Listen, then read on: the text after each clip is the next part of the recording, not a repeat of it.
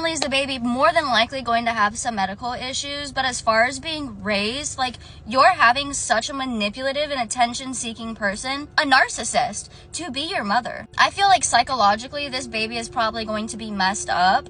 Because you see, in my opinion, Gypsy Rose wasn't traumatized. Gypsy Rose wasn't abused like she states she was. There is no proof that Gypsy Rose was physically abused by her mother. Well, this is the thing, okay? So for all these years, we've been told this story of just massive abuse. She didn't need any of the things that were done to her. She has no long-lasting effects, all of that, correct? Right. That's a lie. That's all a lie. Many are saying that she is a master manipulator who only is concerned with fame, and that's why she only follows a handful of social media accounts, and they're all media outlets like TMZ and things like that.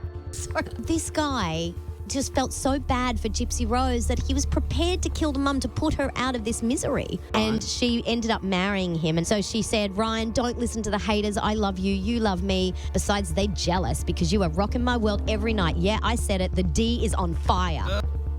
That whole story just makes me feel like I need to have a shower or something. The baby is going to have to explain who her mother is. And I honestly...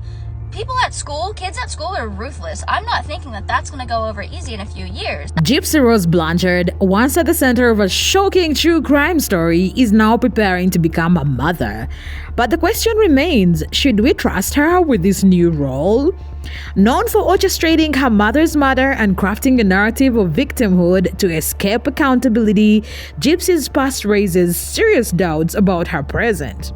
Her questionable behavior since her release to the unsettling decisions surrounding the unborn child, this is a story about deception, manipulation, and the potential danger lurking ahead. Not only is this baby gonna have medical issues, be stuck in the limelight, and honestly be emotionally manipulated by her parents, but she's probably gonna be bullied at school. I am not religious, but if you are religious, spiritual, anything like that, send some good vibes and blessings towards this baby. Somebody bless this child, because this child is gonna need all the help it can get. Good luck, Aurora. So let's dive straight into the first major red flag, Gypsy's past fantasies. During her time in prison, there were shocking allegations about the things she would openly talk about. And when I say shockingly, I mean the kind of stuff that makes you wonder if the person you're hearing about is even real. According to multiple reports from her former cellmates, Gypsy wasn't shy about sharing her darkest thoughts, and let me tell you, these weren't just idle musings. One former cellmate, Amanda Flores, described Gypsy as creepy and smart. Now let's pause there for a second, because those are two words you never want to hear in the same sentence about someone, especially someone who's already been involved in a crime as serious as murder. Amanda claimed that Gypsy did not just talk about the crime she committed, she also revealed a lot about how she thought and what she fantasized about. Gypsy allegedly admitted to Amanda that she had been planning her mother's murder for 2 years. And while that's already disturbing enough, the methods she reportedly considered are even more chilling. According to Amanda, Gypsy talked about stabbing, strangling, poisoning, and even prolonged abuse as ways she could have ended her mother's life. Abuse? Like, how do you even casually bring that up in conversation? She also says she wasn't intending to kill her, but who grabs a gun, pulls the trigger a bunch of times, not trying to kill somebody? This also coincidentally happened right after one of their very heated arguments. Is there more manipulation here than on the surface? Something that also kind of feels weird is that in the whole slew of interviews she's been doing in the past week or so, anytime she's asked directly about her involvement with convincing her ex to murder her mother and all those things, she quickly shuts it down, or her PR team does, and she just says, I can't talk about that, I'm focusing on my healing, I'm not the murderer. It's one thing to think about escape or self-defense when you're in an abusive situation, but to imagine scenarios involving prolonged suffering, that speaks to something much darker. And then there's the kicker. Gypsy did not just keep those thoughts to herself. She reportedly bragged about them to her cellmates. Imagine sitting across from someone who's smiling or laughing while describing how they would harm another person. It's the kind of behavior that sends chills down your spine and leaves you questioning everything you thought you knew about Gypsy's motives. But it doesn't stop there. Investigators also uncovered something that really makes you think twice about how deep this darkness goes. During their search of Gypsy's computer, they found that she had watched a video titled How to Kill a Handcuffed Girl by teasing her. Yeah, you heard that right. And let's not gloss over the fact that the search specifically included the word girl.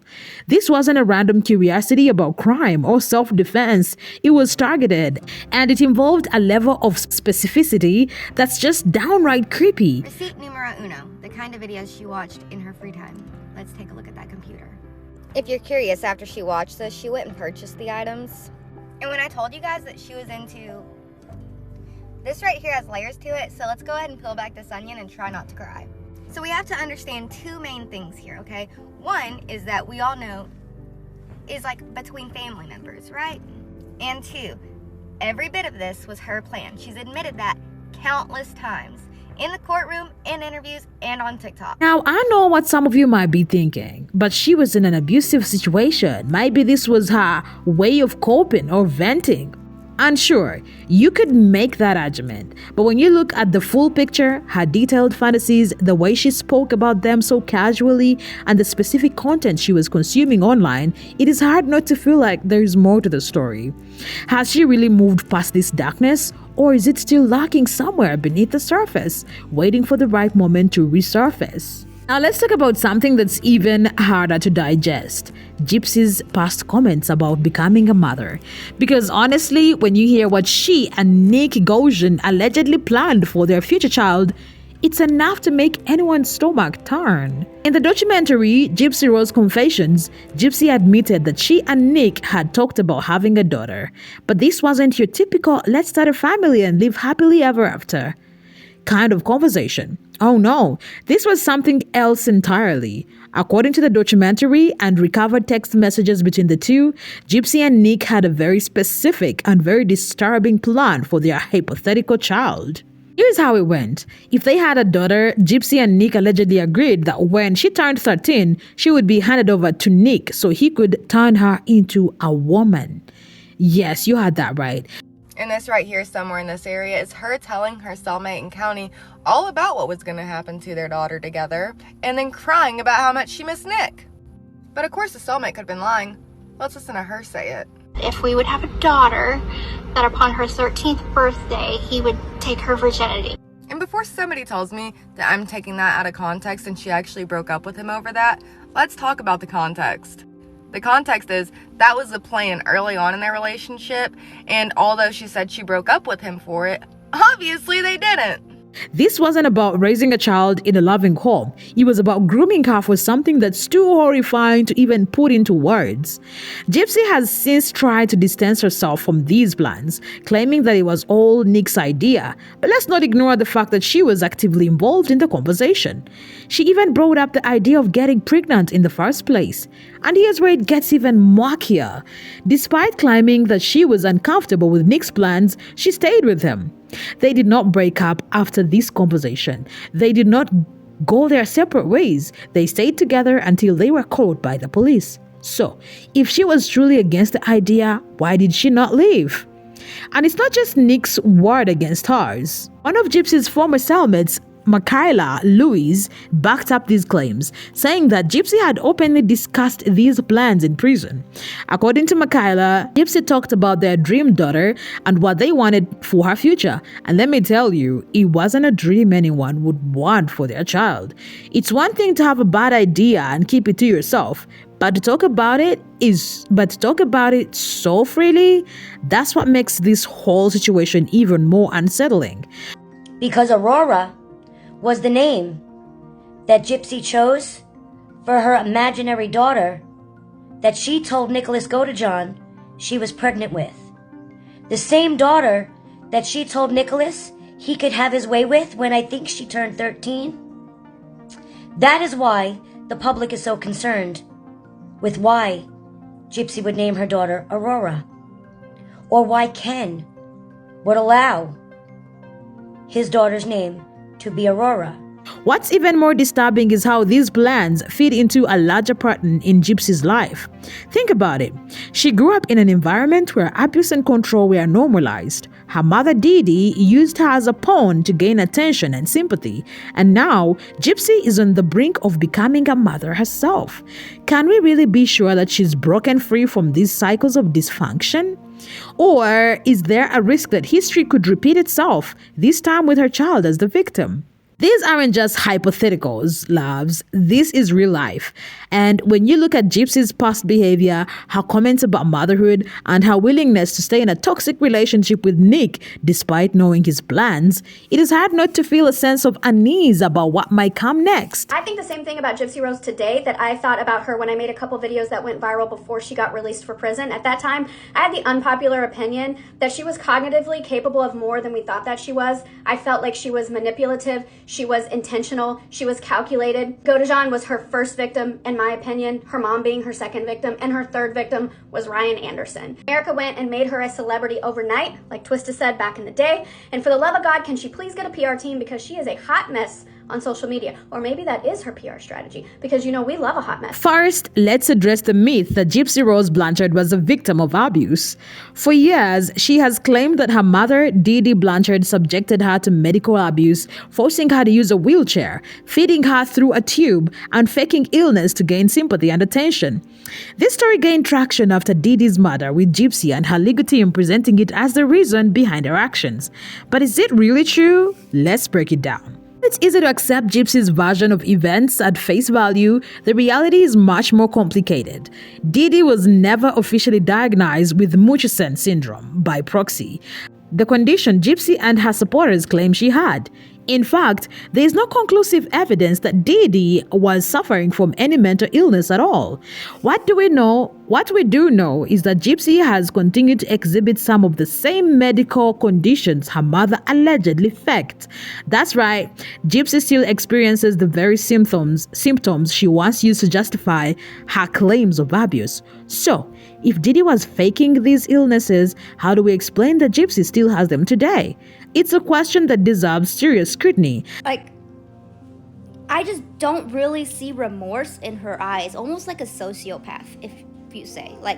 It's almost like she's saying sorry just because she knows that's what she's supposed to say, but there's no true remorse in it. No shred of anxiety or, PTSD and nightmares, nothing, just normal. That's off-putting to me. And let's not forget, Didi worked hard to provide for Gypsy, taking her to Disney World, organizing trips, and ensuring she had access to medical care. These are not the actions of neglect or abusive parent. Yet, Gypsy turned on her mother in the most horrific way possible by orchestrating her murder. Over the course of 2 years, Gypsy planned and plotted convincing her then boyfriend Nicholas Godejan to carry out the crime. This wasn't a spur-of-the-moment decision. It was cold, calculated, and deliberate. Gypsy has claimed that she was pushed to the edge by years of mistreatment, but let's be real, this narrative conveniently erases the fact that Didi isn't here to defend herself. The truth is, we only have Gypsy's side of the story, and it's a story that was crafted to gain sympathy and reduce her sentence. Didi never had the chance to explain her actions or defend her parenting, leaving us with one-sided account that conveniently absolves Gypsy of accountability. There is no proof that Gypsy Rose was physically abused by her mother. There is no proof of this so-called medical abuse that she states that she endured. The only thing she has is her story. And what is it you say? She has paid her debt to society? Has she really? She groomed a vulnerable man for 2 years into killing her mother. In fact, she took the lives of 2 people because Nicholas Godejan will be in prison for life. Now fast forward to today, Gypsy is out of prison, married and expecting her first child. But instead of focusing on building a stable life, her recent behavior has raised serious concerns. From her disturbing online posts to her attempts to reconnect with Nicholas Godejan, it's clear that Gypsy hasn't left her dark past behind. Earlier this year, Gypsy made headlines for a bizarre social media post defending her husband Ryan. In the post she wrote, "Ryan, don't listen to the haters. I love you and you love me. We do not owe anyone anything. Our family is who matters." If you get likes and good comments, great. If you get hate, then whatever, but they don't matter. I love you. Besides, they're just jealous because you're rocking my world every night. Yeah, I said it. The D is fire. Happy wife, happy life. While it's one thing to stand up for your partner, the overly sexualized nature of the post was unnecessary and raised eyebrows. Is this the behavior of someone preparing to be a responsible parent? Many would argue no. But that's not all. Gypsy has reportedly been trying to contact Nicholas Goshen. Yes, the same man who helped her murder her mother. According to sources, she's reached out through mutual friends and even his uncle. This raises a huge red flag. Why is she trying to reconnect with the man who was involved in such a horrific crime? And what does this say about her judgment? There are currently people serving time in incarceration, and there are people who will be incarcerated for non-violent crimes that'll serve more time than Gypsy Rose for the premeditated planning of her mother's unaliving, and that is wild to me. And Gypsy Rose clearly understood that she was an adult and she could clearly run away, and she chose not to do that. She chose to permanently give her mom a vacation. Let's talk about the baby, because this is where things get really serious. Gypsy is about to become a mother, and while that should be a joyful milestone, it is hard to ignore the potential dangers. Given her history, many are questioning whether she's capable of providing a safe and stable environment for her child. One of the most unsettling aspects of this situation is the name Gypsy has chosen for her baby, Aurora. If that name sounds familiar, it's because it's the same name she and Nicholas had planned to give their hypothetical daughter, the one they wanted to groom for unspeakable purposes. Choosing this name now feels like a chilling call back to her past plans, and it's hard not to wonder what her intentions are. Adding to the concern is an AI-generated image Gypsy posted of her future daughter. The image was heavily edited with exaggerated features that many found inappropriate and unsettling. It's yet another example of Gypsy's questionable decisions and lack of self-awareness. So Gypsy shared a first glimpse ultrasound picture, which is a digitally enhanced, ultra-clear picture of your baby in an ultrasound. And I'm so confused right now because I thought she wasn't going to share her baby online. This whole pregnancy thing, the whole thing, I just don't know what to think. I don't know if this is in fact true or part of the GRIFT, who knows? But y'all, it's all I know is it gets stranger every day. At the end of the day, Gypsy Rose Blanchard is not the innocent victim she claims to be. She orchestrated the murder of her mother, manipulated public opinion, and continues to make choices that raise serious concerns about her character. With a child on the way, it's more important than ever to hold her accountable and ensure that her past actions don't impact her baby's future.